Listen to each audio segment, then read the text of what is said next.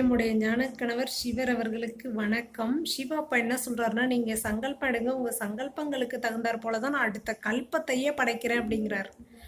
அப்போ இயேசு வந்தான், புத்தர் வந்தான், அவன் வந்தான், இவன் வந்தானே, இதெல்லாம் நம்மளுடைய ஜாதக கட்டத்தின் மூலமா அங்க நடந்தது.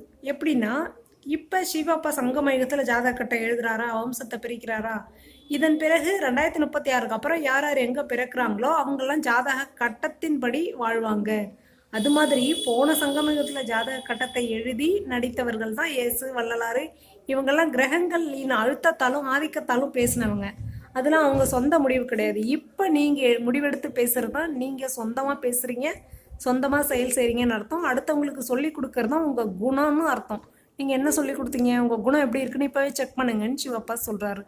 இதுதான் நமக்கு ரொம்ப ரொம்ப முக்கியம். நீங்க யார், உங்க குணம் என்ன, அடுத்தவங்களுக்கு சொல்லி கொடுக்க